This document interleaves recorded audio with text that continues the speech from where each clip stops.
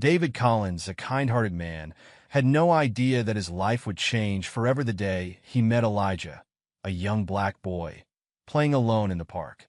For weeks, Elijah waved at an imaginary dad, his smile full of hope and innocence. But when David learned the heartbreaking truth, that Elijah had lost both his parents and was in foster care, their bond deepened. What David does next to change this boy's life will leave you speechless. What moved David to step into Elijah's world? And how did this simple gesture ripple into something much greater? Stay tuned to find out. And before we dive in, let us know where you're watching from today. If this story of love, compassion, and second chances resonates with you, don't forget to hit that subscribe button. The sun was dipping low in the sky, painting the suburban neighborhood in warm hues of orange and gold. David, a white man in his mid-30s with kind eyes and a few laugh lines, locked the front door of his cozy two-story home. His two children, Emily and Ethan, bounced excitedly on the sidewalk, their energy seemingly unaffected by the long summer day. "All right, troops," David said with a grin. "Ready for our evening adventure?" 8-year-old Emily, her blonde pigtails swinging, pumped her fist in the air. "Part-time." 6-year-old Ethan, clutching a well-worn stuffed dinosaur, nodded eagerly. "Can we stay extra long today, Dad?" "Please." David chuckled, ruffling Ethan's hair. "We'll see, buddy. Let's get moving before it gets dark."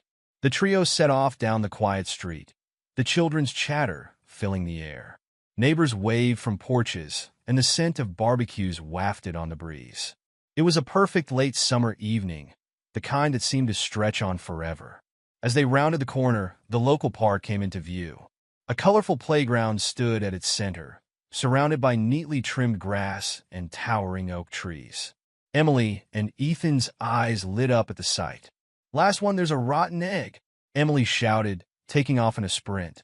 Ethan giggled and ran after her, his little legs working overtime to keep up. David watched them go, a contented smile on his face. This was their ritual, a precious slice of family time carved out of busy days filled with work and school. "Be careful, you two," he called out, quickening his pace to catch up. By the time David reached the playground, Emily was already scaling the jungle gym like a pro, while Ethan made a beeline for the swings. David settled onto a nearby bench, pulling out a book, but keeping one eye on his children. "Higher, Dad," Ethan called out, his legs pumping furiously on the swing. "I want to touch the sky." David set his book aside and stood up. "All right, Captain Ethan, prepare for liftoff." He moved behind the swing, giving Ethan gentle pushes that sent him soaring higher and higher. Emily's voice rang out from the top of the jungle gym. "Dad, look at me. I'm the queen of the castle." David turned, offering her a royal wave. "All hail Queen Emily. May your reign be long and just." As he alternated between pushing Ethan and watching Emily's daring feats of playground acrobatics, David's gaze wandered across the park. That's when he first noticed the boy. He was small, probably around 7 years old, with dark skin and close-cropped hair. The boy stood alone on the far side of the park, near a cluster of trees. What caught David's attention wasn't just that the child was by himself, but what he was doing. The boy held a bright red ball in his hands, tossing it up in the air and catching it. Nothing unusual about that except, "Great catch, Dad," the boy exclaimed, his voice carrying across the quiet park. David blinked, looking around. There was no one else near the boy. No adult, no other children. Just a small figure playing catch with thin air. "Watch this, Dad," the boy called out again, this time spinning in a circle before tossing the ball high.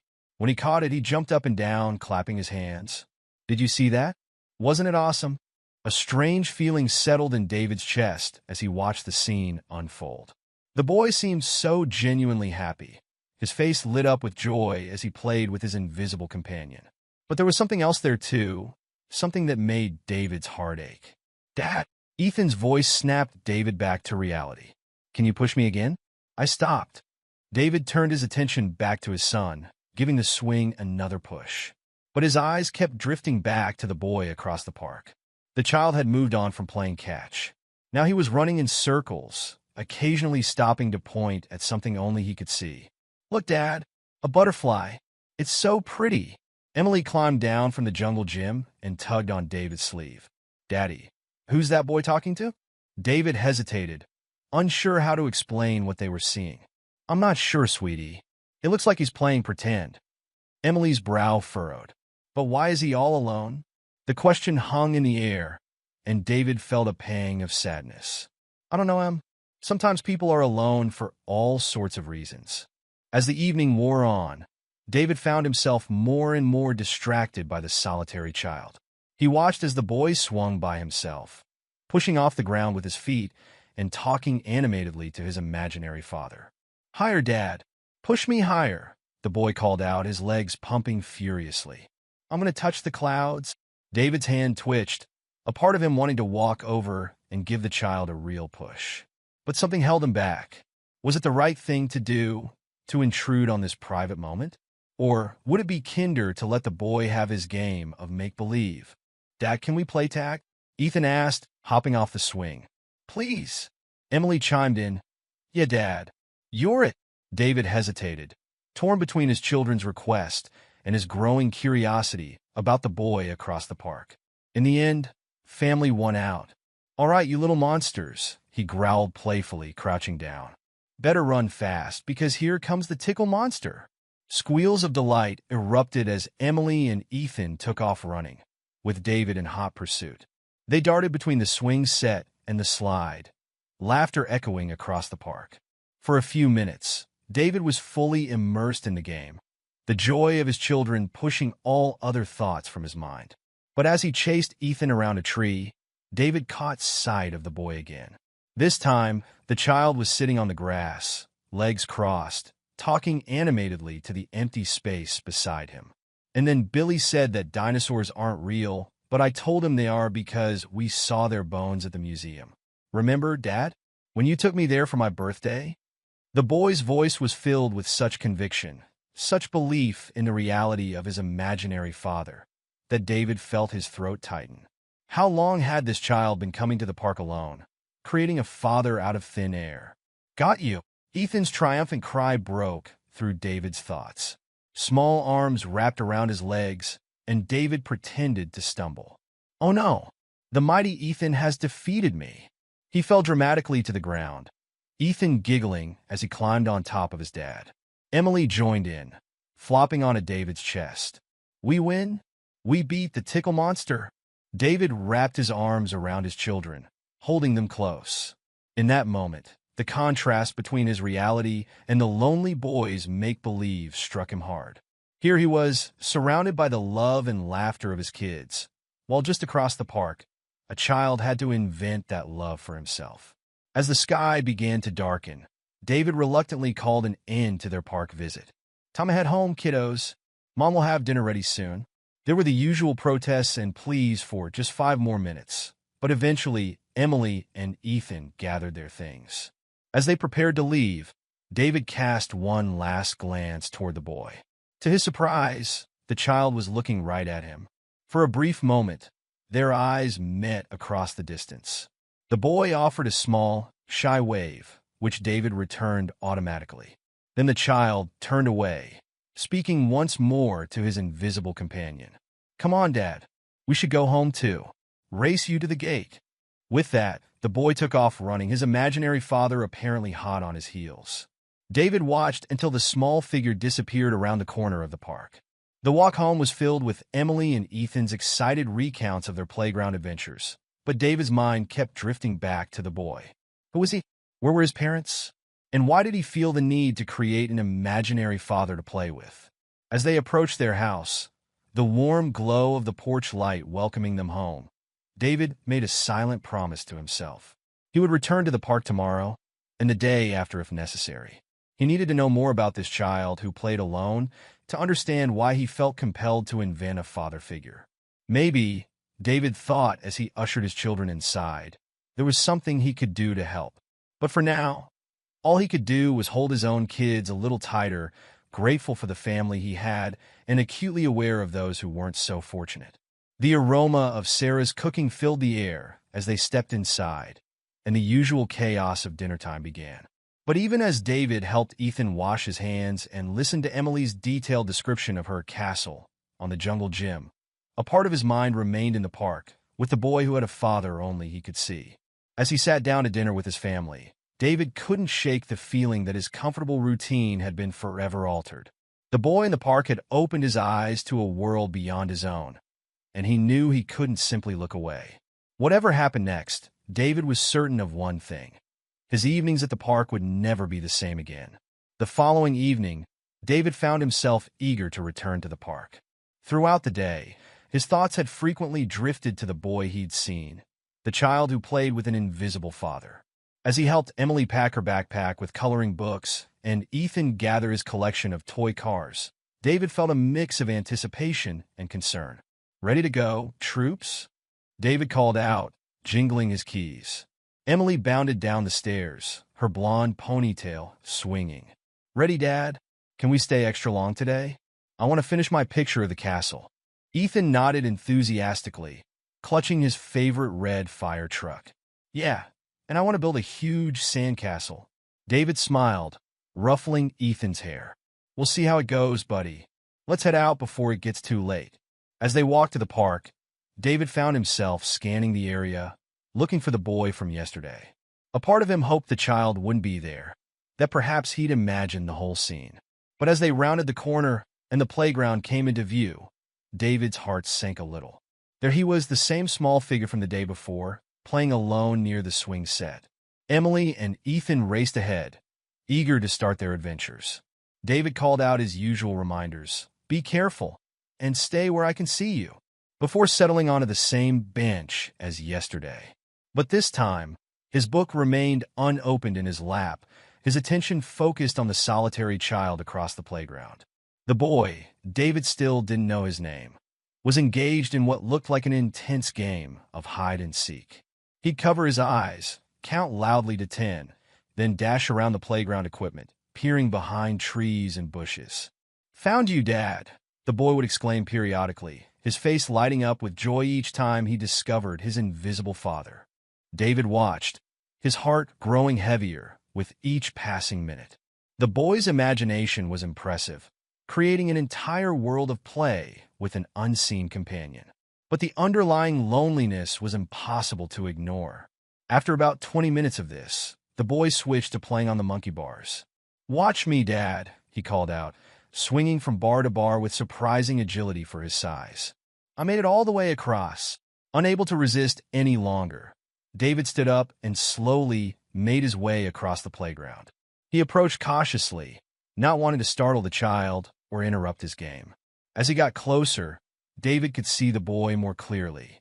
He was small for his age, with warm brown skin and close-cropped black hair.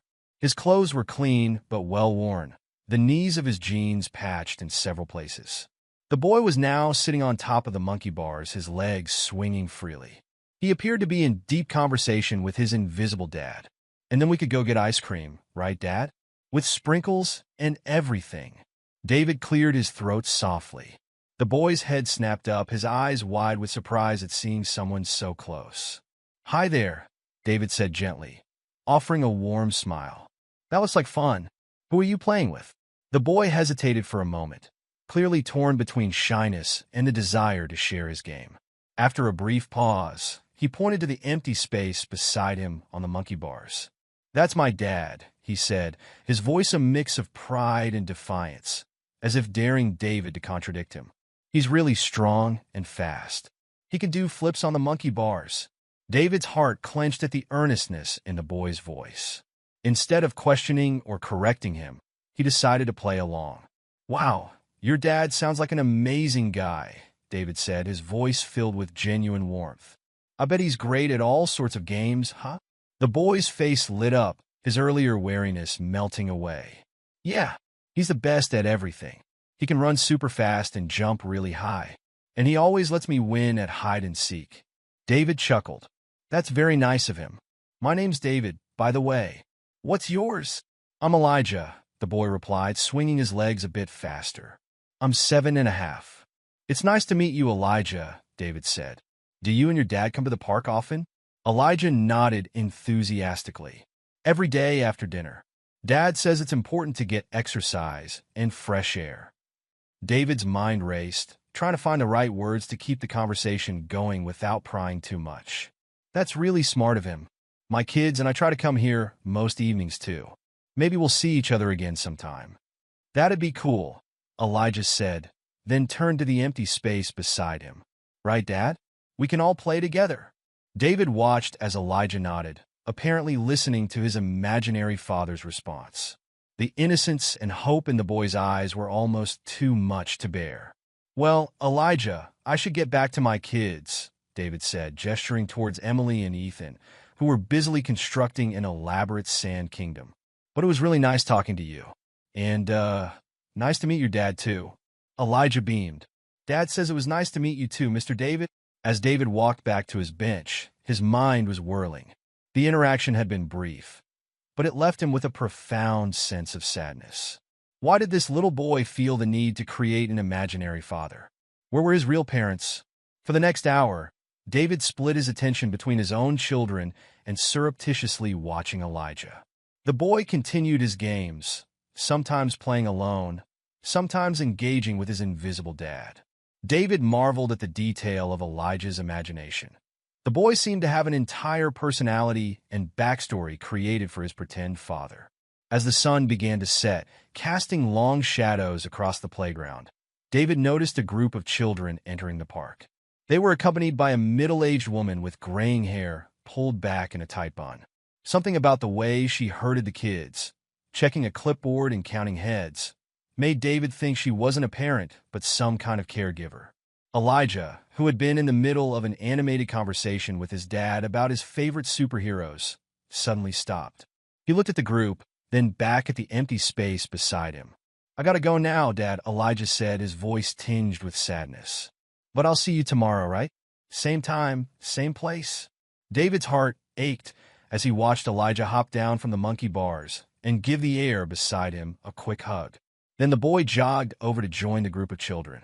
Curious, David approached a nearby parent he recognized from previous park visits.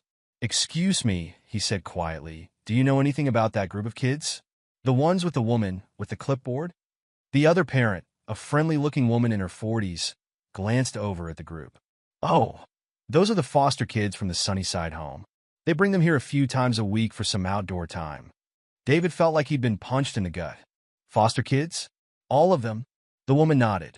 Yeah, it's sad, isn't it? Some of them have been in the system for years. That little boy you were talking to earlier? Elijah, I think his name is.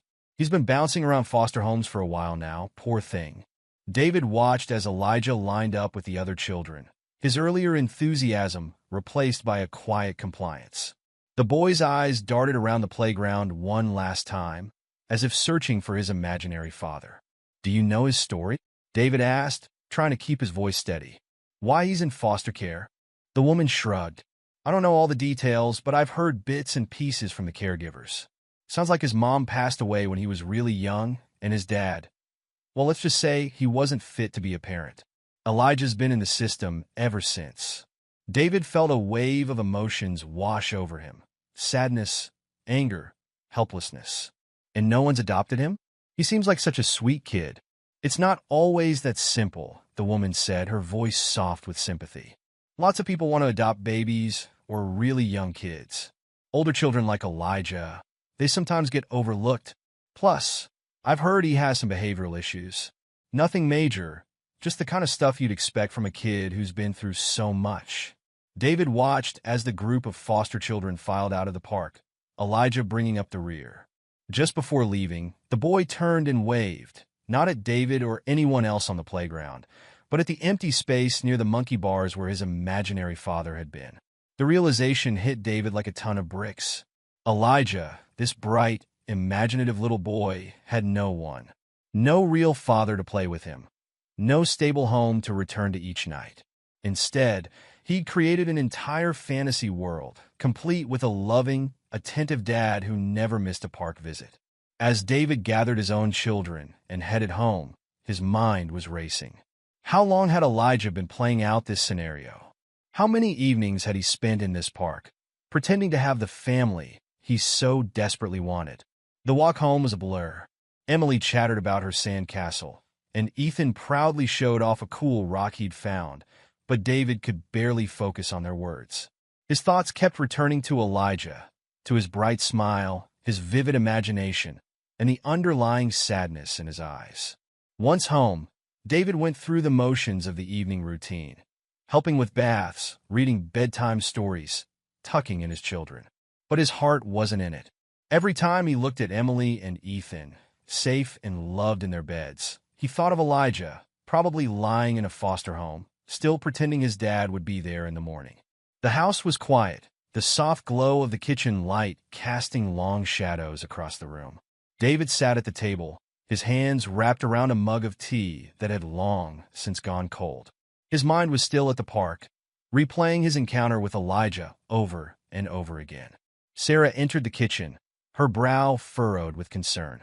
She'd noticed David's distraction during dinner, the way his eyes had seemed far away even as he helped Ethan cut his chicken and listened to Emily's stories about school.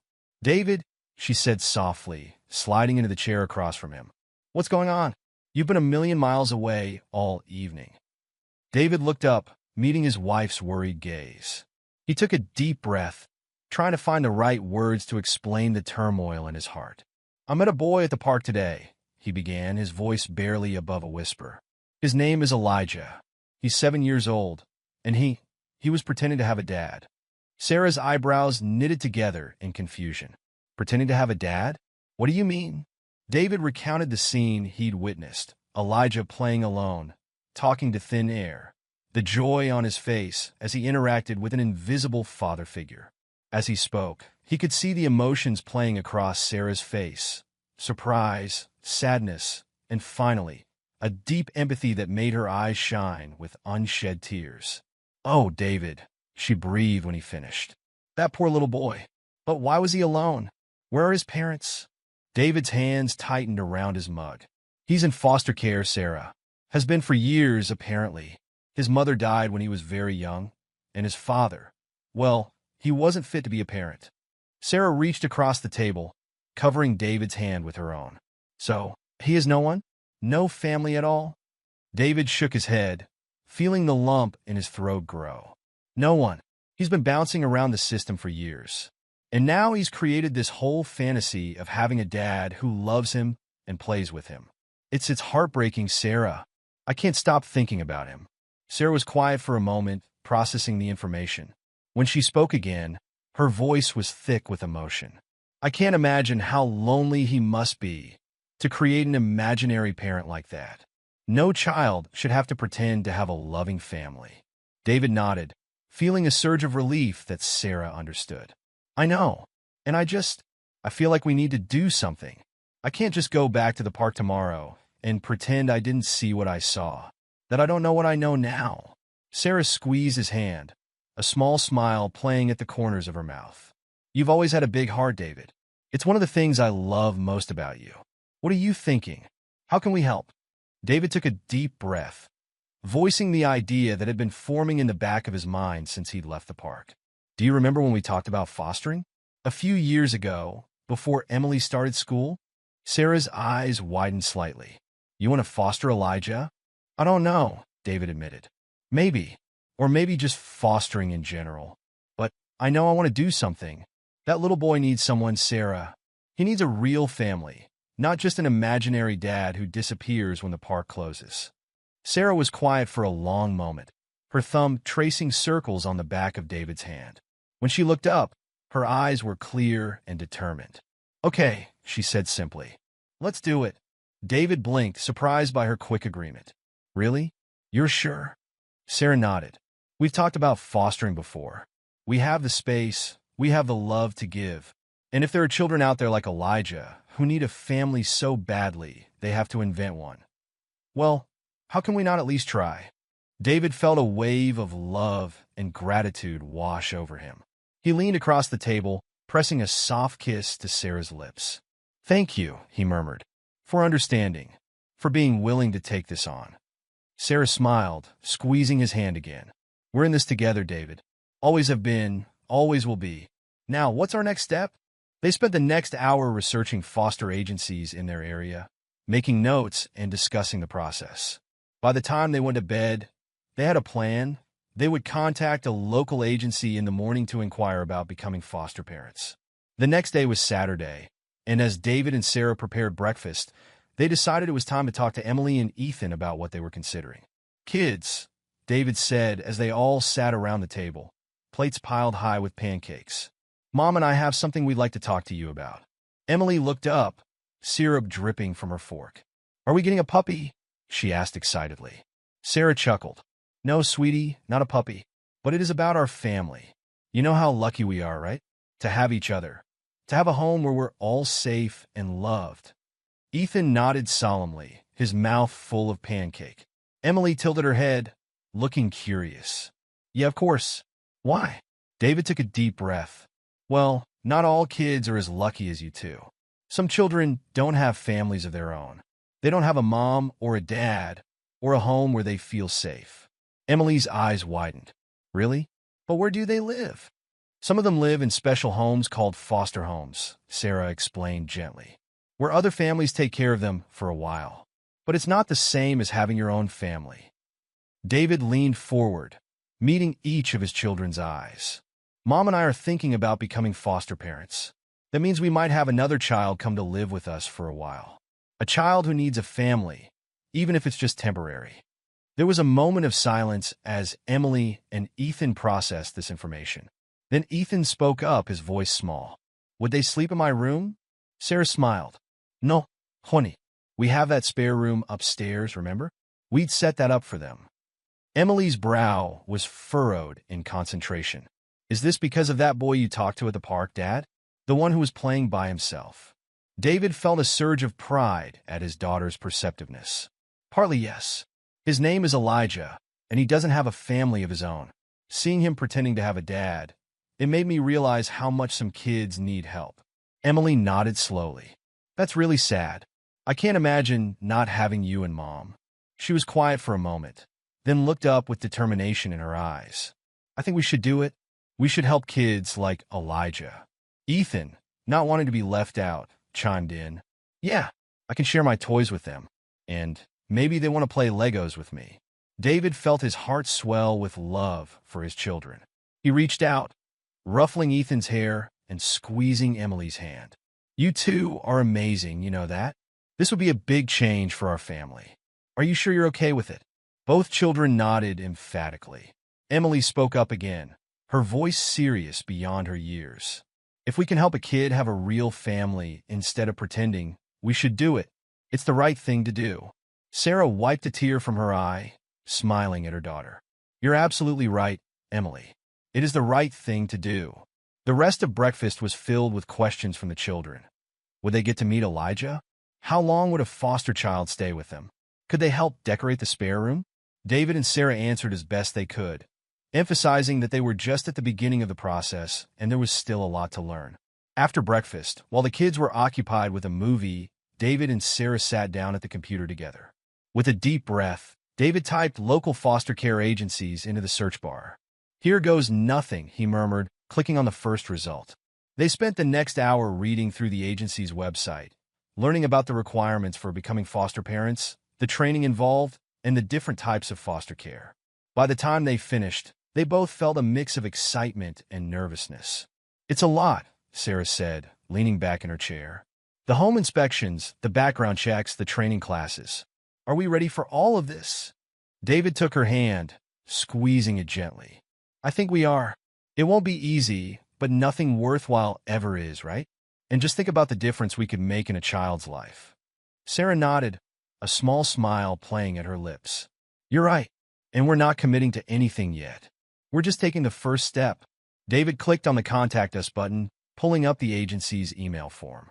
Together, they composed a message, introducing themselves and expressing their interest in becoming foster parents. David's finger hovered over the Send button for a moment. "Ready?" he asked, looking at Sarah. She nodded, placing her hand over his on the mouse. "Ready." Together, they clicked Send, watching as the message disappeared into cyberspace. It was done. They had taken the first step. As they closed the computer and went to join their children in the living room, David felt a sense of purpose he hadn't experienced in years. He didn't know exactly what the future held, whether they would end up fostering Elijah specifically or another child in need, but he knew they were on the right path. That night, as David tucked Ethan into bed, his son looked up at him with serious eyes. "Dad," he said softly, "do you think Elijah is okay tonight?" Even though he doesn't have a real dad to tuck him in, David felt his heart clench. He smoothed Ethan's hair back from his forehead, considering his answer carefully. "I hope so, buddy. And even if he's not okay right now, we're going to do our best to help kids like him, to make sure they have someone to tuck them in at night." Ethan nodded, seemingly satisfied with this answer. "Good," he mumbled, his eyes already drifting closed. "Everyone should have someone to tuck them in." As David turned off the light and closed Ethan's door, he felt more certain than ever that they had made the right decision. Whatever challenges lay ahead in their journey to become foster parents, he knew it would be worth it. For Elijah, and for all the children out there pretending to have a family, they would do their best to make a difference. One step at a time, one child at a time, they would try to bring a little more love into the world. The days following David and Sarah's decision to explore fostering were filled with a mix of excitement and nervous anticipation. They received a response from the foster care agency, setting up an initial meeting to discuss the process. In the meantime, life continued as usual, with work, school, and their regular evening trips to the park. Each time they visited the playground, David found himself scanning the area, hoping to catch a glimpse of Elijah. But for several days, the boy was nowhere to be seen. David tried to hide his disappointment, focusing instead on Emily and Ethan's play, but he couldn't help wondering about Elijah's whereabouts and well-being. It was nearly 2 weeks later when David finally spotted the familiar small figure near the swing set. His heart leapt as he recognized Elijah, once again engaged in conversation with his imaginary father. "Emily, Ethan," David called to his children as they raced toward the playground. "I'm going to talk to a friend for a bit. Stay where I can see you, okay?" Both kids nodded, barely slowing down in their excitement to reach the slides.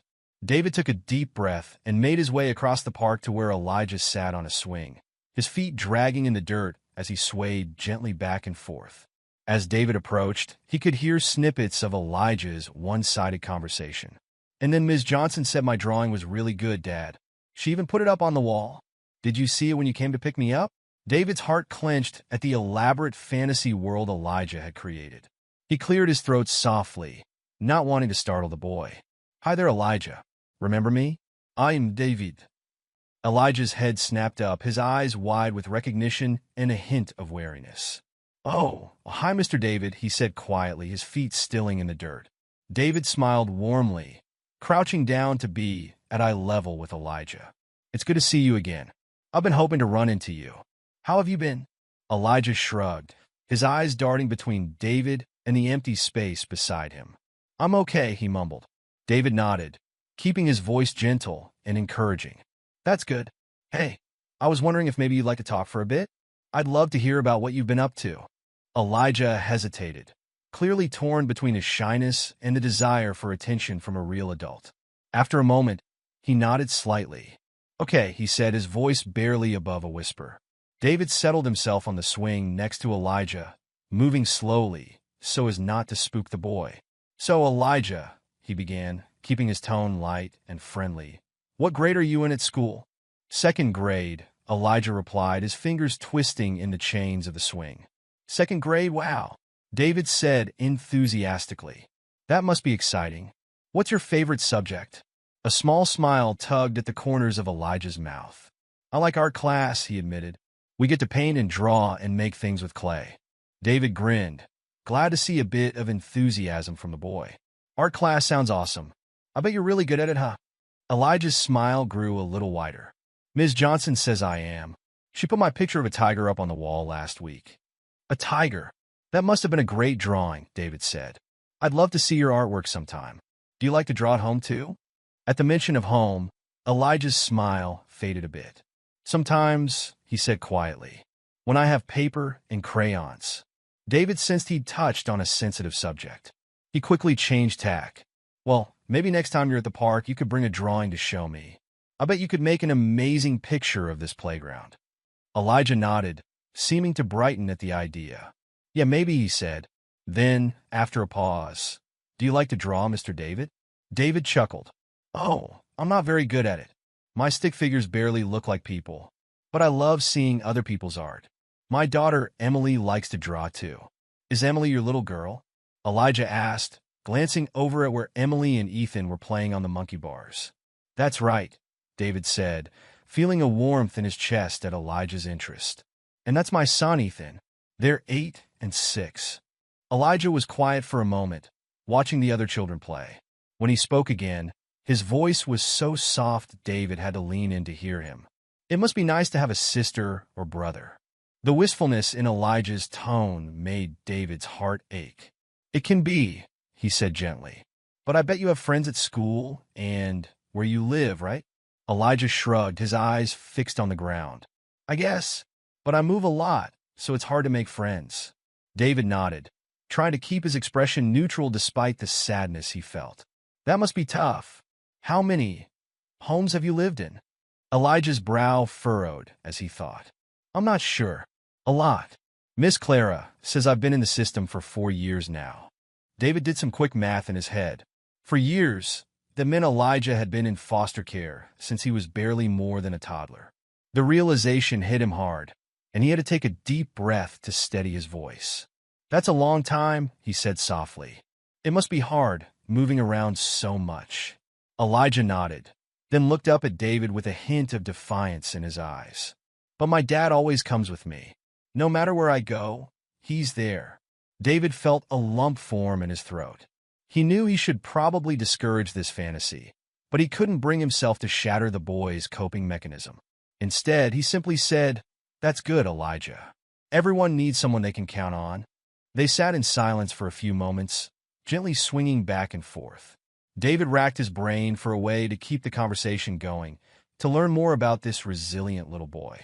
So, Elijah, he finally said, What do you like to do for fun? Besides drawing, I mean? Elijah's face lit up a bit. I like to read, he said, especially books about animals. And I like to play soccer, but I don't get to very often. David smiled, grateful for this glimpse into Elijah's interests. Reading is great. What's your favorite animal to read about? Tigers, Elijah said without hesitation. They're so big and strong, and their stripes are really cool. Tigers are awesome, David agreed. Have you ever been to a zoo to see one in real life? Elijah shook his head, his eyes wide. No, but I really want to. My D-dash, he stopped himself, glancing at the empty space beside him, then back at David. I mean, I hope I can go someday. David's heart broke a little at Elijah's self-correction, at the way he seemed to remember that his dad wasn't real in David's presence.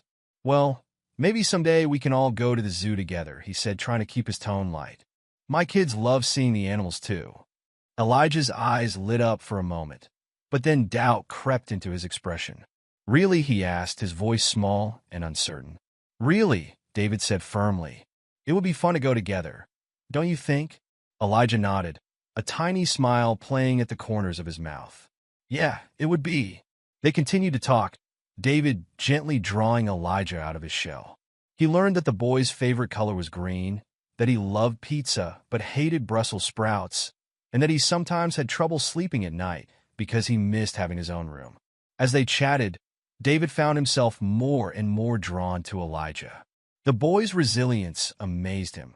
Despite everything he'd been through, Elijah still had moments of joy and enthusiasm. His eyes would light up when he talked about things he loved, and sometimes he'd even let out a small laugh at David's attempts at jokes. But there were also moments that broke David's heart, like when Elijah mentioned casually that he always packed his few belongings in a single backpack, just in case he had to move again. Or when he talked about how he tried to be really good and quiet in his foster homes, hoping that if he was perfect, maybe they'd want to keep him. As the sun began to set, casting long shadows across the playground, David realized they'd been talking for nearly an hour. He looked over to where Emily and Ethan were still playing, now engaged in an elaborate game of make-believe with some other children. I should probably get my kids home for dinner, David said reluctantly. But it's been really great talking to you, Elijah. Elijah nodded, his earlier shyness creeping back in. Yeah, it was nice, he said softly. David stood up, brushing off his pants. Will you be here tomorrow? He asked, trying to keep his tone casual. Elijah shrugged. Probably. We usually come every day, unless it's raining. Well, if you're here, maybe we can talk some more, David suggested. And remember, you could bring a drawing to show me if you want. A small smile spread across Elijah's face. Okay, Mr. David, I'll try to remember. As David walked away to collect Emily and Ethan, he felt a mix of emotions swirling in his chest. Joy at the connection he'd made with Elijah, sadness at the boy's situation, and a growing sense of protectiveness that surprised him with its intensity. That night, after the kids were in bed, David recounted his conversation with Elijah to Sarah. As he spoke, he could see the same emotions he felt reflected in his wife's eyes. "Oh, David," Sarah said when he finished, wiping a tear from her cheek. "That poor little boy. He sounds so sweet and so broken." David nodded, running a hand through his hair. "He is, but he's also incredibly strong, Sarah. The things he's been through, the way he just accepts that he might have to move at any time, it's heartbreaking, but it's also inspiring in a way." Sarah reached out, taking David's hand in hers. "And how are you feeling about all this?" she asked gently. David was quiet for a moment, trying to sort through his tangled emotions. "I don't know," he finally admitted. "I feel connected to him in a way I can't really explain. Like I want to protect him, to give him all the things he's been missing." Sarah squeezed his hand. "I know," she said softly. "I can hear it in your voice when you talk about him. You care about him already." David nodded, feeling a lump form in his throat. "I do," he whispered. "And I can't help thinking, what if it was Emily or Ethan in his situation? What if our kids were the ones bouncing from home to home, never knowing if they'd have to pack up and leave tomorrow?" Sarah's eyes filled with tears. "I can't even imagine," she said. "No child should have to live like that."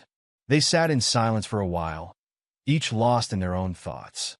Finally, Sarah spoke again. "So, what do we do now?" David took a deep breath. "I don't know exactly," he said. "But I know I want to keep talking to Elijah, to be there for him in whatever way I can. And I think we need to move forward with the fostering process.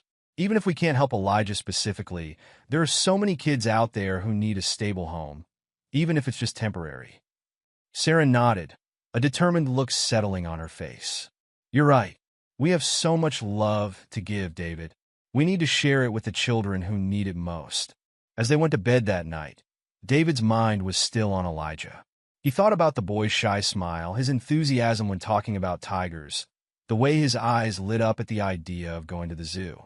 And he thought about the sadness underlying it all, the loneliness, the uncertainty, the desperate need for stability and love. David made a silent promise to himself and to Elijah as he drifted off to sleep. He would be there for that little boy in whatever way he could. He would show Elijah that there were adults who cared, who saw him as more than just another kid in the system. And maybe, just maybe, they could give Elijah the one thing he wanted most, a real family, not just an imaginary one.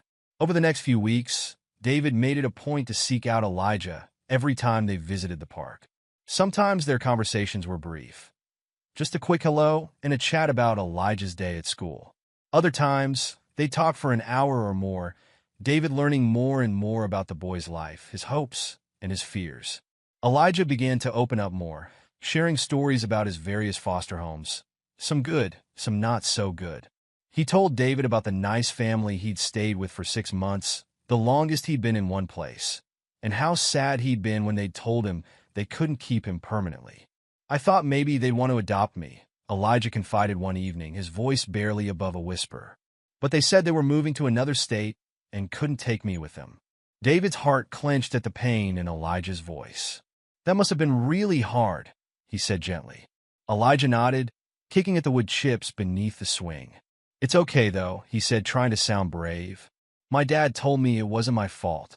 He said sometimes grown-ups make decisions that don't make sense, but it doesn't mean there's anything wrong with me." David had to swallow hard past the lump in his throat.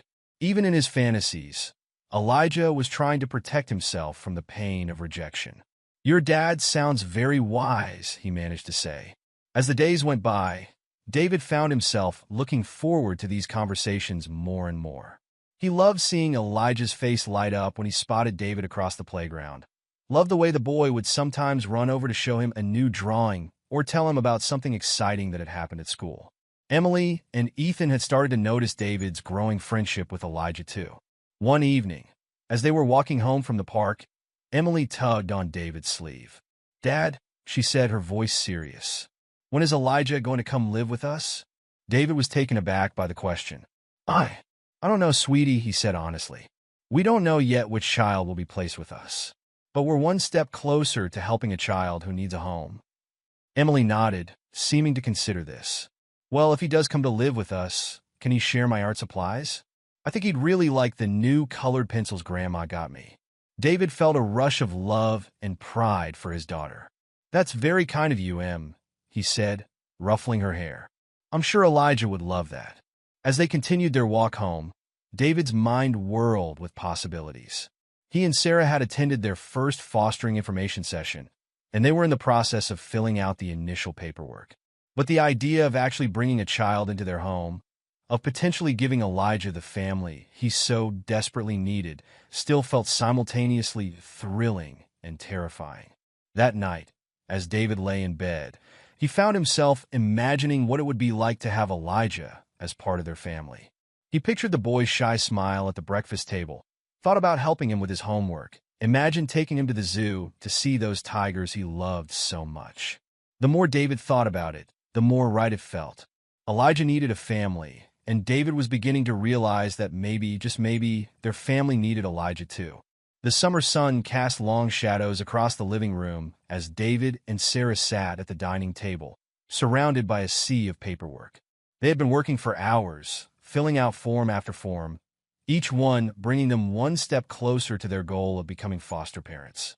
"I never realized there would be so much paperwork," Sarah sighed, stretching her arms above her head. David nodded, rubbing his eyes. "It's a lot, but it's worth it. Every signature brings us closer to helping Elijah and kids like him." Just then, Emily poked her head into the room. "Mom, Dad, can we go to the park now? You promised we could go after dinner." David glanced at his watch, surprised to see how late it had gotten. "Of course, sweetie. Let's go get Ethan ready." As they walked to the park, David's mind wandered to Elijah. Would he be there today? The boy had become a constant presence in his thoughts, his shy smile and resilient spirit leaving an indelible mark on David's heart. Sure enough, as they approached the playground, David spotted Elijah sitting alone on the swings. But this time, instead of talking to an imaginary father, the boy's eyes lit up as he saw David and his family approach. "Mr. David," Elijah called out, waving excitedly. David's heart swelled. "Hey, buddy, how are you doing today?" As Emily and Ethan ran off to play, David settled onto the swing next to Elijah. They chatted about Elijah's day at school, his latest art project, and his ongoing fascination with tigers. All the while, David couldn't help but imagine what it would be like to have these conversations every day, to be a real, constant presence in Elijah's life. Later that evening, after the kids were in bed, David and Sarah sat on the couch, discussing their progress with the fostering process. "The social worker called today," Sarah said, her voice a mix of excitement and nervousness. "We have our home inspection scheduled for next week." David nodded, feeling a flutter of anticipation in his stomach. "That's great news. Do you think we're ready?" Sarah reached out, squeezing his hand. "I think we are. We've been preparing for weeks. The spare room is set up, we've child-proofed everything, and most importantly, our hearts are ready." David smiled, bringing Sarah's hand to his lips for a gentle kiss. "You're right. We can do this. For Elijah, and for any other child who needs us."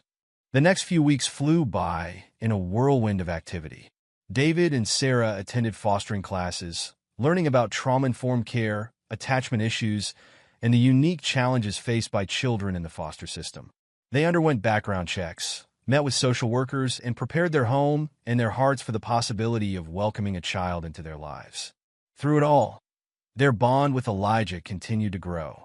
The boy became a regular fixture in their park visits, and David found himself looking forward to their conversations more and more. He learned about Elijah's favorite subjects in school, his dreams of becoming a veterinarian, and his secret fear of thunderstorms. As the weeks turned into months, David and Sarah's dream of becoming foster parents inched closer to reality. They passed their home inspection with flying colors, completed all required training, and finally, after what felt like an eternity of waiting, received the call they had been hoping for. Mr. and Mrs. Thompson, the social worker's voice crackled over the phone. I'm pleased to inform you that you've been approved as foster parents. David felt his knees go weak with relief and excitement. That's wonderful news. Thank you so much. After hanging up, David and Sarah embraced, tears of joy streaming down their faces. We did it, Sarah whispered. We really did it. The next few days were a flurry of preparation. David and Sarah double-checked the spare room, making sure it was ready for a child. They stocked up on extra toiletries, bought a variety of healthy snacks, and made sure they had clothes in various sizes on hand. Then, on a crisp autumn morning, they received another call from the social worker. Mr. and Mrs. Thompson, we have a potential placement for you, she said. It's a 7-year-old boy named Elijah. He's currently in a group home and needs a more stable environment. Would you be willing to foster him? David felt his heart stop for a moment. Could it really be their Elijah?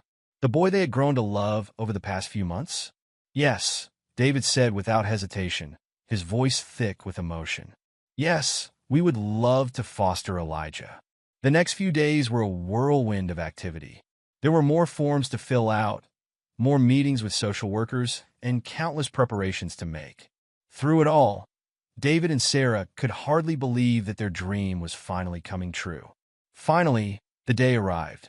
David and Sarah stood nervously in their living room, Emily and Ethan beside them, as they waited for the social worker to arrive with Elijah. When the doorbell rang, David took a deep breath and opened the door. There, standing next to the social worker, was Elijah. The boy looked small and scared, clutching a battered backpack to his chest. "Hello, Elijah," David said gently, crouching down to the boy's level. "Welcome to our home." Elijah's eyes darted around nervously before settling on David's face. A flicker of recognition passed over his features. "Mr. David," he said, his voice barely above a whisper. You're my new foster dad?" David nodded, feeling tears prick at the corners of his eyes. "That's right, buddy. Sarah and I are going to be your foster parents. Is that okay with you?" Elijah nodded slowly, a tiny smile tugging at the corners of his mouth. "Yeah," he said softly. "I think I'd like that." As they let Elijah into the house, introducing him to Emily and Ethan, David felt a sense of rightness settle over him. This was meant to be. They were meant to be Elijah's family, even if only for a little while. The first few days were an adjustment for everyone. Elijah was quiet and reserved, clearly unsure of his place in this new environment. But slowly, with patience and love, he began to open up. One evening, about a week after Elijah had moved in, David found the boy sitting alone in his room, looking at a worn photograph. "Hey, buddy," David said softly, sitting down next to Elijah. "What have you got there?" Elijah hesitated for a moment before holding out the photo. It showed a smiling woman with Elijah's same warm brown eyes. "It's my mom," he said quietly, "before she got sick." David felt his heart ache for the boy. "She's beautiful," he said gently. "You have her eyes." Elijah nodded, tracing his mother's face with a small finger. "I miss her," he whispered. David put an arm around Elijah's shoulders, pulling him close. "I know you do, buddy, and it's okay to miss her. We're not trying to replace her or make you forget her. We just want to give you a safe place to live and grow." Elijah leaned into David's side, silent tears falling down his cheeks. They sat like that for a long time, David offering quiet comfort as Elijah grieved for the mother he had lost. As the weeks passed, Elijah began to integrate more fully into their family life. He played board games with Emily and Ethan, helped Sarah in the kitchen, and even started to call David Dad, hesitantly at first, but with growing confidence. One Saturday morning, David woke up to find Elijah already in the kitchen, attempting to make pancakes. "Good morning, Dad," Elijah said, his face scrunched in concentration as he stirred the batter. "I wanted to surprise everyone with breakfast." David felt his heart swell with love. "That's very thoughtful of you, buddy. Need some help?" Together, they made a stack of slightly lopsided but delicious pancakes. As they sat around the table, syrup dripping from chins and laughter filling the air, David caught Sarah's eye. She smiled, a look of pure happiness on her face. This, David thought, was what family was all about. The true turning point came one evening, several months after Elijah had come to live with them. They had spent the afternoon at the park, playing soccer and enjoying the warm spring weather. As they walked home, Elijah's small hand tucked securely in David's. The boy looked up with a serious expression. "Dad," he said, his voice filled with a mix of wonder and certainty, "I'm glad you're really here now." David felt his breath catch in his throat. He crouched down, meeting Elijah's eyes. "What do you mean, buddy?" Elijah shuffled his feet, suddenly shy. "Before, when I used to come to the park alone, I would pretend I had a dad who played with me. But now I have you. For real." David pulled Elijah into a tight hug, feeling tears prick at his eyes. "That's right, buddy," he whispered. "I'm here. For real. And I'm not going anywhere." As they continued their walk home, Elijah chattering excitedly about their day at the park, David felt a profound sense of gratitude wash over him. The boy who had once been so alone, who had to invent a father to play with, now had a real family who loved him. That night, after tucking Elijah into bed, David and Sarah sat on the porch swing, watching the stars come out. "I think it's time," David said softly, squeezing Sarah's hand. She nodded, understanding immediately. "To start the adoption process?" "Yeah," David replied, his voice thick with emotion. "I can't imagine our family without him now. I want to make it official." Sarah leaned her head on David's shoulder. "Me too. He belongs with us." The road ahead would not be easy. There would be more paperwork, more meetings, more legal hurdles to overcome. But as David sat there, arm around his wife, thinking of the 3 children sleeping peacefully inside, he knew it would all be worth it. They had set out to change a child's life, to give Elijah the family he deserved. But in the process, Elijah had changed their lives too. He had shown them the true meaning of resilience, of hope, of unconditional love. As the first stars twinkled in the darkening sky, David made a silent vow. He would do whatever it took to make Elijah a permanent part of their family. The boy who had once pretended to have a father would never have to pretend again. This was just the beginning of their journey together. But David knew in his heart that it was the start of something beautiful. A family once incomplete, now whole. A little boy, once alone, now surrounded by love. The soft glow of dawn filtered through the curtains as David stirred from his sleep. He glanced at the clock on the nightstand. 5:30 a.m. It was earlier than usual, but today was no ordinary day. Today was the day they would officially become Elijah's forever family. David slipped out of bed, careful not to wake Sarah, and padded down the hallway. He paused outside Elijah's room, gently pushing the door open. The boy was fast asleep, his dark curls splayed across the pillow, his chest rising and falling with each peaceful breath. David's heart swelled with love as he watched his son, because that's what Elijah was now, in every way that mattered.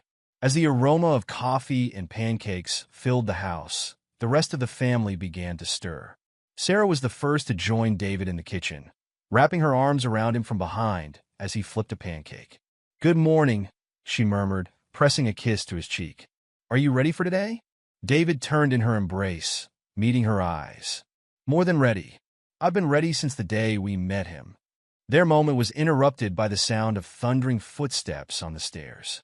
Emily burst into the kitchen, her hair a wild tangle, followed closely by Ethan and a sleepy-eyed Elijah. "Is today the day?" Emily asked excitedly. "Is Elijah going to be our real brother today?" David chuckled, ruffling her hair. "He's already your real brother, sweetheart. Today just makes it official on paper." Elijah hung back a little, his eyes darting between David and Sarah. "Is it really happening?" he asked, his voice barely above a whisper. "You really want to adopt me?" Sarah crossed the room, kneeling down to Elijah's level. "Of course we do, sweetheart. We love you so much, and we want you to be part of our family forever. Is that okay with you?" Elijah's face broke into a wide grin, his eyes shining with unshed tears. He nodded vigorously, unable to speak past the lump in his throat. The family gathered around the table, digging into the stack of chocolate chip pancakes. As they ate, David and Sarah explained what would happen at the courthouse. They answered Emily and Ethan's questions about the adoption process and reassured Elijah that everything would be okay. After breakfast, There was a flurry of activity as everyone got dressed in their best clothes. David helped Ethan with his tie, while Sarah braided Emily's hair. Elijah stood in front of his mirror, fidgeting with the collar of his new button-up shirt. David appeared in the doorway, smiling at Elijah's reflection. "Need some help, buddy?" Elijah nodded, turning to face David. As David knelt to straighten Elijah's collar, the boy spoke softly. "Dad, what if something goes wrong? What if the judge says no?" David's heart clenched at the fear in Elijah's voice. He placed his hands on the boy's shoulders, meeting his eyes. "Nothing is going to go wrong, Elijah. The judge has already reviewed our case, and everything is in order. But even if something did happen, it wouldn't change how we feel about you. You're our son, no matter what any piece of paper says." "Okay." Elijah nodded, a small smile tugging at his lips. "Okay, Dad." The drive to the courthouse was filled with a mix of excitement and nervous energy. Emily and Ethan chattered in the back seat, while Elijah sat quietly, his hand clasped tightly in Sarah's. As they walked into the courthouse, David felt a sense of déjà vu. It seemed like only yesterday that they had stood in a similar building, being approved as foster parents. Now here they were again, about to take the final step in making Elijah a permanent part of their family. They were greeted by their lawyer, a kind-faced woman named Ms. Johnson, who had guided them through the adoption process. She led them to a small courtroom, explaining that the judge would be with them shortly. As they waited, David felt Elijah's small hand slip into his. He looked down to see the boy staring up at him, his eyes wide with a mix of hope and fear. "It's really happening, isn't it?" Elijah whispered. David squeezed his hand gently. "It sure is, buddy. Are you ready?" Elijah nodded, a determined look settling on his face. "I'm ready to be a Thompson." The judge, a grandfatherly man with kind eyes and a warm smile, entered the courtroom. He greeted the family, his gaze lingering on Elijah. "Well, young man," he said, his voice gentle, "I understand you're here to become a permanent member of the Thompson family. Is that right?" Elijah nodded, his voice strong and clear as he replied, "Yes, sir. I want them to be my forever family." The judge's smile widened. "That's wonderful to hear. Now let's make it official, shall we?" The next few minutes passed in a blur of legal jargon and signatures. David and Sarah answered the judge's questions, reaffirming their commitment to Elijah. Emily and Ethan were asked if they wanted Elijah to be their brother, to which they responded with enthusiastic nods. Finally, the judge turned to Elijah. "Elijah, do you want David and Sarah Thompson to be your parents now and forever?" Elijah's voice rang out clear and strong. "Yes, I do." The judge's gavel came down with a resounding thud. "Then by the power vested in me by the state, I hereby declare this adoption final. Congratulations, Elijah Thompson. You are now officially a member of this family." The courtroom erupted in cheers. David swept Elijah into his arms, hugging him tightly as tears streamed down both their faces. Sarah joined the embrace, followed quickly by Emily and Ethan. As they left the courthouse, stepping out into the bright sunlight, Elijah tugged on David's hand. "Dad," he said, his voice filled with wonder, "I never have to pretend again, do I?" David knelt down, meeting Elijah's eyes. "No, buddy," he said, his voice thick with emotion. "You never have to pretend again. This is real, and it's forever." Elijah threw his arms around David's neck, burying his face in his father's shoulder. "I love you, Dad," he whispered. "I love you too, son," David replied, holding Elijah close. "More than you could ever know." The family piled into the car, all talking at once about their plans to celebrate. As they drove, Sarah turned to David with a smile. "Where to now?" David glanced in the rearview mirror, meeting Elijah's eyes. "What do you say, buddy? Where should we go to celebrate?" Elijah's face lit up. "Can we go to the park? The one where we first met?" David nodded, a lump forming in his throat at the memory. "That sounds perfect." They arrived at the park, the same one where David had first spotted Elijah playing alone all those months ago. As they walked toward the playground, David couldn't help but marvel at how much had changed. Emily and Ethan raced ahead to the swings, while Elijah hung back, his hands still firmly clasped in David's. "Go on," David encouraged. "Go play with your brother and sister." Elijah hesitated for a moment, then looked up at David with a mischievous grin. Will you push me on the swings, Dad? Like you used to? David laughed, his heart swelling with joy.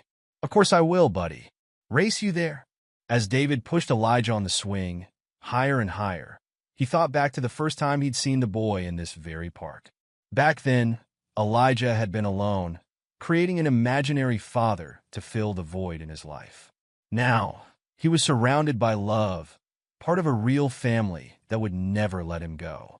Sarah joined them, wrapping an arm around David's waist as they watched their children play. Look at him, she said softly, nodding toward Elijah. He's so happy. David nodded, unable to speak past the lump in his throat. Elijah's laughter rang out across the playground, a sound of pure, unbridled joy. It was a far cry from the quiet, withdrawn boy they had first met. As the afternoon wore on, the family gathered on a picnic blanket under a large oak tree. They shared sandwiches and fruit, talking and laughing together. Elijah leaned against David's side, a contented smile on his face. Dad, he said, looking up at David, can I ask you something? Of course, buddy. What's on your mind?